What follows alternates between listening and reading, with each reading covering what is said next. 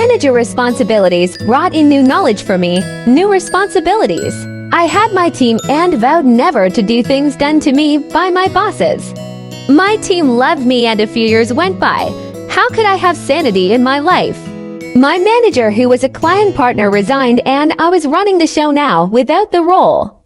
I had all the responsibilities but not the title or the money to go with it. Things were going fine. People just imagined me to be the de facto person there with the transition to the title happening. Ultimately, it was a given in that sense. One day I was told that a new client partner had come in and I was to work with him. I did not see that coming. The new person joined. He was my boss now. He was very sweet and worked with me to understand everything. I liked him and felt lucky to get an understanding boss. It was too good to be true. As soon as he got the hang of the business, he started questioning me on silly things.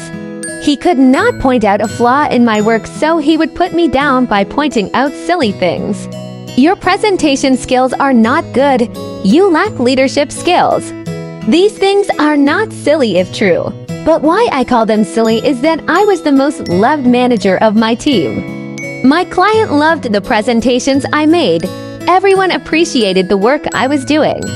It was even reflected in the increased business we were getting from the client. I had grown the business from a couple of million to more than 40 million from the client. He started lecturing me and putting me down, from not being a good manager to lacking things for subjective things. It is easy to make insinuations about subjective things. There was no data that he could get to support it, but managers don't have to show data. He started taking away key areas from me and giving them to a favorite of his. I was told that I couldn't grow that area and the new guy would be better at it. Seriously, was that the best he could state? One day he told me that as my work was not good with the client wanted to change me with someone else. It was shocking to hear, but I couldn't do anything. The client was always right after all. A new guy was brought in and I started my transition.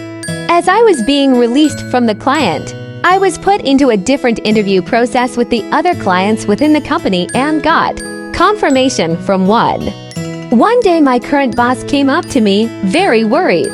He told me that the client VP wanted to talk to me.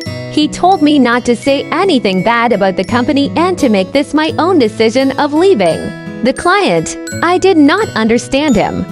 I had a meeting with the VP. He knew me well and did not want me to leave. He asked me why I was leaving and what could he do to make me stay back. Should he talk to my boss? This was news to me. I had been told that the client wanted a change. Here the client wanted to hold on to me. What was going on?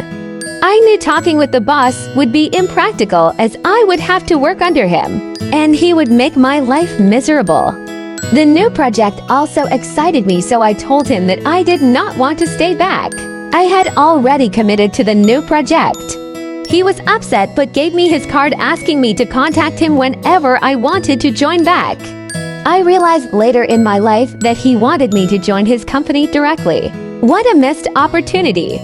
Sometimes you don't understand the actions of others. I could not see the good he wanted to do for me, having been around toxic bosses of late.